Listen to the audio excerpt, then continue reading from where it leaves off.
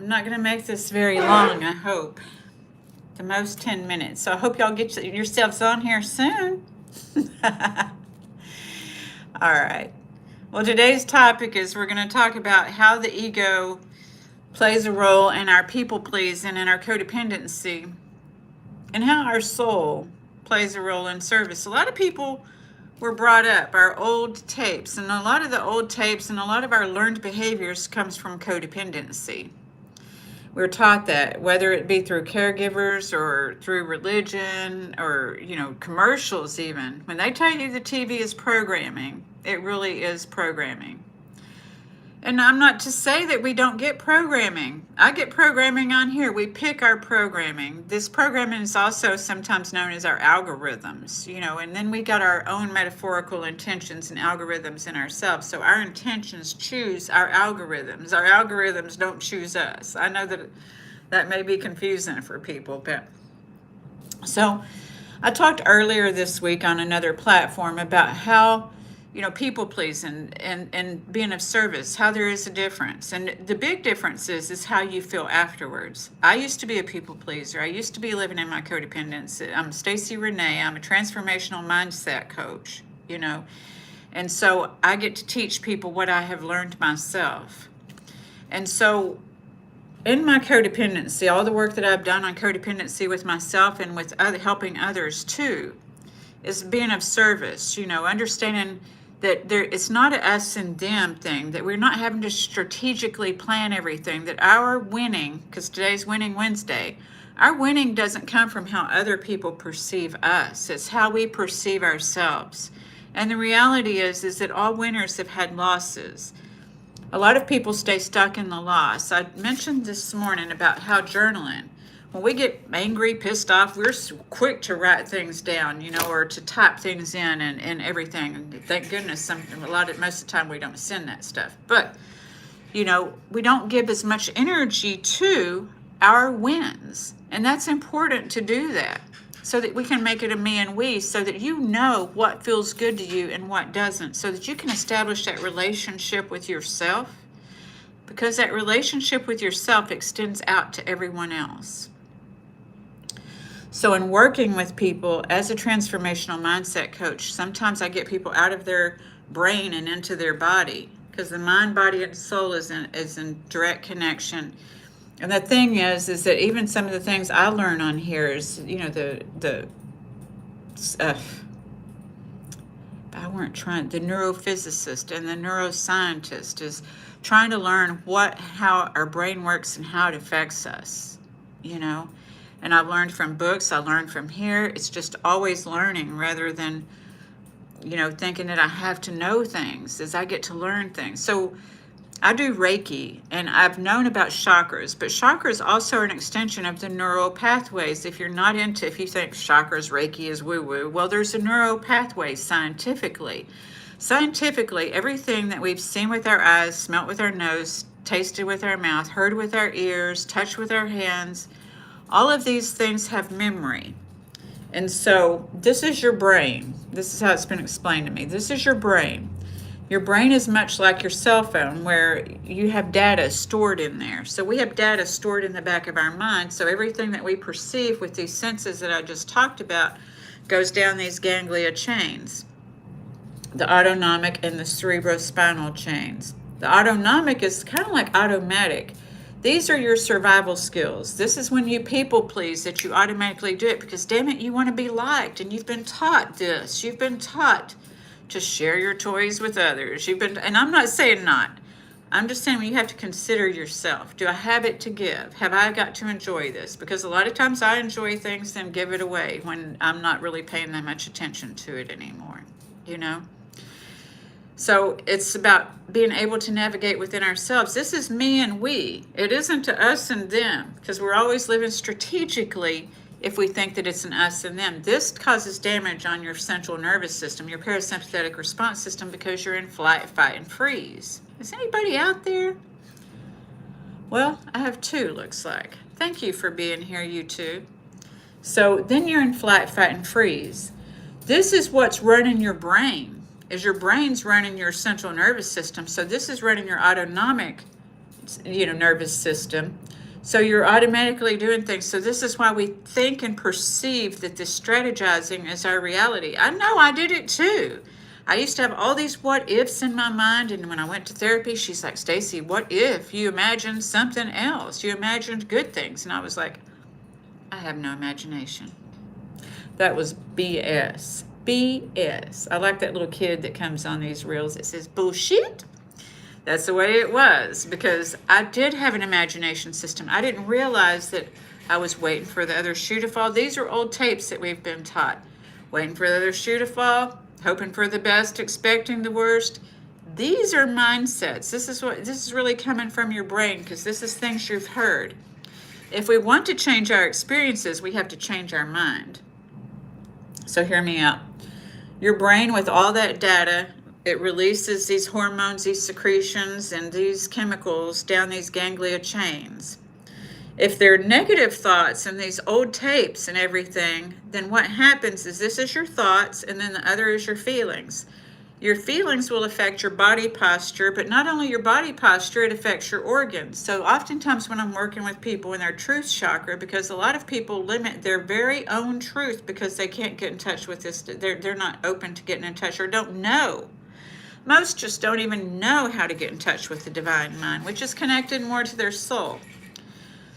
So this chakra is your truth chakra. I always encourage people to massage their glands, because a lot of people hold back their truth, the good side of their truth, their own gifts, skills, and talents. They play small because they're afraid of not fitting in or being weird, or they want to be recognized, but they're afraid of being recognized.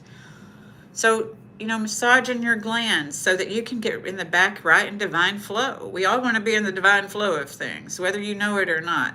That's where our goal is. So, understanding that that chakra is blue. Your truth is as deep as the sea, is and expansive as the sky. Where you were 10 years ago is not your truth today when you think about it. Okay? So understanding what your truth is. That your truth doesn't have to be gauged by somebody else's truth. Their opinion of you doesn't matter. Your opinion of you, that's why it's the me and we, because how you think of yourself is going to extend out to to everyone else. It's okay, because you're me. You may think that's selfish and self-centered, but that's a part of your source. Because our relationship with ourself and our source, whoever we perceive that to be, because I'm not trying to tell you who to perceive that to be, whether it's God, whether it's, whatever else that you study, the universe, divine intelligence. We have a divine intelligence. That's our mind. So I oftentimes do breathing exercises with people, so that they can get in that divine mind. Because what happens is when we're running off of ego and people pleasing and that autonomic nervous system is that we're not thinking. We're just reacting. You've said yes to something when you really didn't even know if you wanted to do that. You've said yes to something when you've already said yes to so many other things. And you don't know how you're going to do all of these things. So you find yourself running all the time and not taking time for yourself. This breath allows you to take time for yourself so that you can consider yourself. Some people, it's hard to even take this 5 minutes a day that I suggest, just to breathe the 5 times. And when you get monkey mind, just to start over, just 5. We're about progress. A lot of people are striving for this perfection all the time, that they're on this hamster wheel that they don't even stop and regulate themselves. To regulate is to regenerate. And so that's why people run themselves ragged. But when they're doing that, they're also affecting their immune system. Because what? You can look up these ganglia chains. I was telling people about these ganglia chains, and they're like, Stacy, I had to go look it up, and I'm glad they do. Because it does affect your body posture. It affects the chemicals that you're releasing, and that releases into your organs. And this is something that I'm not saying that it will make you sick. I'm not a doctor. I'm saying that we will feel sick. This is why some people feel sick at their stomach. They think it's their intuition, but they're not breathing. So it's really the back of their mind, what they've experienced before with these senses. And that's not necessarily your intuition. Your intuition comes from being able to breathe, being able to let light in. Sometimes we live in so much darkness and we aren't even aware when we're not considering ourselves. It's just everything seems dark because it was dark at one time. We're not in denial. That's why they say healing. You don't have to be destined for this darkness. So being able to get into alignment comes from within ourselves. There's nobody going to get you in alignment out there because we teach people how to treat us. And if we teach people to just keep putting upon us, we're going to feel put upon. Okay? So we got to stop and breathe and question ourselves and our own decisions. And do I want to do this? Now, if you're a minor and your parents suggesting to you to do something, you might have to do that. I'm not saying to buck your parents. I'm not saying to buck your boss. I'm saying to feel good about yourself. So I encourage you to take this time with breathing to get in your divine mind. You have a hypothalamus, scientifically, pituitary, and pineal glands that guide your real intuition. That's brought on with this light that I'm talking about. Sometimes I am a praying person, and I pray in front of candles, and I pray under the sun. I pray all the time, because it's understanding my divine connection. That what other people think about me is an extension of how I feel about myself. That my source is within me, and I want to show up how my source, when I'm grieving, when I'm working with people about grief, is that our loved ones are still a part of our consciousness if we choose to be, and how do I want them to experience this life as part of a cell, as part of this DNA, that we can be open and receptive to the divine collective or not. That's up to you. I talked this morning also, I'm trying to cut this down because I think we're over what I wanted to be. We're getting there, it's okay. So I talked about Love and Logic this morning. Love and Logic is on here on YouTube, and I got it when I divorced my ex-husband and I didn't have their daddy to threaten them with. And for us as kids, we would be threatened with a butt busting. And trust me, we got some butt bustings, So that guided our choices. We didn't learn how to make choices. We just knew that's why we made choices about what we didn't want, because we didn't want a butt bust. And then later the butt busting wasn't so bad because we learned that a butt busting would be over in 5 minutes. That grounding was the real problem, because that meant we weren't going to get to do what we wanted to do when we wanted to do it. Not that we did anyway, but I couldn't go roller skating if I got grounded. So I would rather get my butt busted than get grounded. But see, that wasn't really teaching me realistic consequences to deal with life as an adult. Because we'll get a metaphorical butt busted, but not know how to make choices. See, what Love and Logic taught me is, if you have children on here, what Love and Logic taught me is to present my children with choices, and then my children got to choose their consequences. So as an adult, sometimes we don't know how we're choosing our consequences, is all that I'm saying. At least I didn't. I just was creating from what I don't want. But two negatives can't create a positive. You have to have a negative and a positive to run. So it's about understanding and recognizing the relationship that we have with ourselves, selves, and soul, but with the ego and the soul. Because the ego runs from our brain, our past experiences. And so it also gives us our drive to stay alive. You need your ego, because if you're going to get hit by a car or something, then your ego needs to be working. But sometimes our egos are in overdrive because of past experiences that we're always trying to strategize. A lot of people can't find peace in strategizing. So then we got our soul over here that's kind of more vulnerable, that is softer. Our soul wants to be of service, and our ego will be people-pleasing because, damn it, I just want to be liked over here. And the soul is over here saying, well, you're so worthy of being liked. I don't understand what the problem is. And the real deal is making choices. Choices to be in harmony with the me and the we, right? Is that we do need to consider ourselves. What do I want?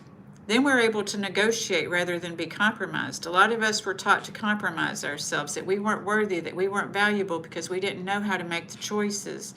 Maybe we weren't spoken to where we learned how to make choices.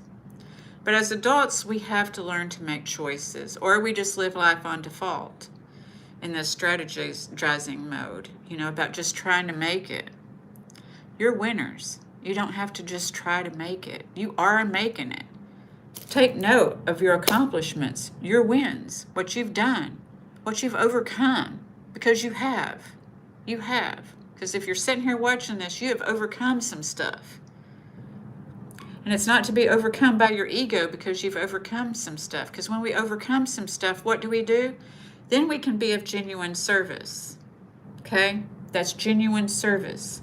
Because we do know how to consider ourselves, and we do know how to consider others.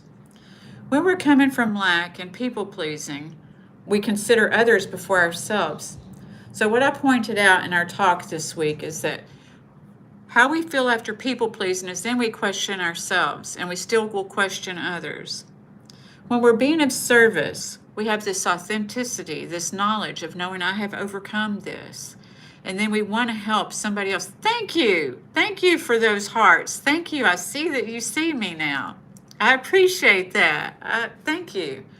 So when we come from service, we get to come from our choices. See, we're not doing our choices when we're coming from people pleasing. It's not really our choice. We're being guided by the choice of others. When we serve, we're coming from our own choices. Then we're able to receive, because we'll never receive and be fulfilled if we're coming from people pleasing. We just won't. Let me put my glasses on. Well, thank you, Marcy. Is it Marcy or Mars? Thank you very much. I appreciate that. Thank you so much for seeing me and hearing me today. So I don't know when you came on, and I hope that what you saw was helpful. And I don't know, I've been on here now for 16 minutes and 48 seconds. So I know that we'll reshare this and repost it. And if it gets too long, then we'll lose our message. But I'm so glad. Thank you for being here. And I hope you'll join me again. I'll be back on here Saturday morning, if not before. But you just made my day. So thank you very much. I appreciate that. So what I'd like to invite you to do, and anyone else who gets to see this video, is to breathe, to get in touch with that divine mind, to consider yourself. Give yourself 5 minutes, 5 minutes of your own time, and so your divine mind is connected, with your consciousness and everything else. So this chakra-wise, this is an illuminated white light that, like, I consider like cloud color, moon color. And the real deal is when we're trying to just make it and trying to live, we have to understand that we have risen. The moon goes through these phases. Sometimes it's big, sometimes it's small, but it's not just big and it's not just small. Our lives go through these phases too. And so with this light, just allowing this light as we breathe to come in, to light the way, to show you where you want to go, what you want to do, what you want to say, and to who. This is something that comes from Marianne Williamson. It's not something that I thought of. So just being able to know that and recognize that within ourselves, rather than other people giving us that information, and then we're just trudging through, hoping and trying. And I'm not saying not to hope, and I'm not saying not to try, but I'm also saying to know that I tried and succeeded, and I hoped and I won, because as long as we're coming from a place of other people giving us that, we're not going to fully feel it. Okay? So I invite you all to breathe and to slow things down, because sometimes we're just so busy. We do have a lot to do. But to give yourself that gift of 5 minutes a day, breathing 5 times, and then when you get monkey mind and all these things like the data in your cell phone start flying by, those old memories start flying by, these things that release these secretions, because what it has been proven is this breathing helps to release, because you're helping your intuitive chakra, but you're helping to release these chemicals in your autonomic and cerebrospinal chains that keep it in the divine flow. Like I said, we all want to be in that divine flow. So if you'll just take that 5 minutes a day, but we're going to breathe 5 times so you can feel it if you're still here, okay? So we're going to take a deep breath in like we did with little kids, and just let our belly fill up with that air, and then, thinking about what we want. Not strategizing, saying, I don't want this to happen, I don't want that. We're going to think about what we want. How do I want to show up today? That's our intention. Is how do I want to show up today? What do I want to accomplish today? And then feeling that feeling for the 4 counts that we hold the breath. If you can hold it 4 counts, just be comfortable. But holding the breath for 4 counts, that's the only counts I do in this breathing, because we keep things simple here. And then how does this feel? When I feel accomplished, how does that feel? Because you have overcome. You know how it feels. You just didn't recognize it maybe for a while. But feel it. And then we're just going to release any monkey mind, any stuff that comes up that doesn't serve us, okay? So let's just take, I see I only have one person. I lost some of y'all with this breathing. But the breathing is very important. So I'm not going to not breathe. Whoever's still left here, thank you. Because breathing is so important. And if you watch this later, I hope you'll breathe, darling. Okay? So let's just take that deep breath in. Hold it. Release.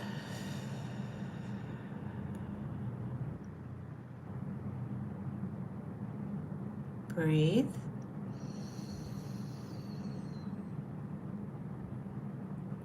Hold it.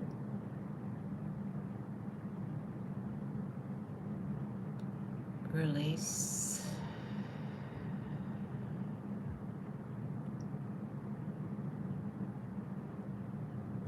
Breathe.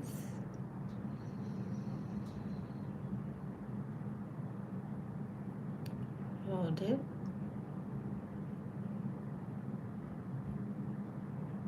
Release.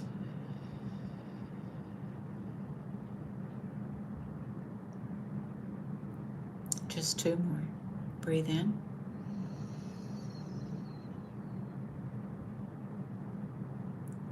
Hold it.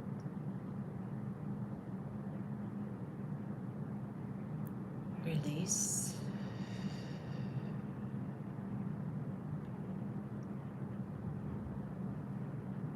Last one. Breathe in.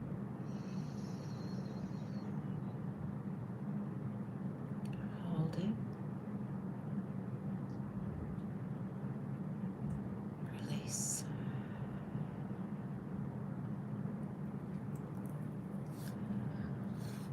All right. Thank you. I still have one here. Thank you so much. I hope that you found that helpful.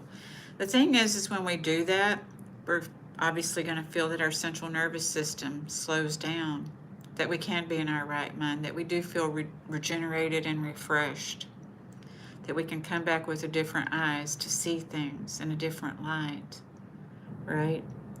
So that's very helpful, and that's what I'm here to do, to help promote, is this divine connection. You know, it's the me and the we, that you are worthy. You need to consider yourself.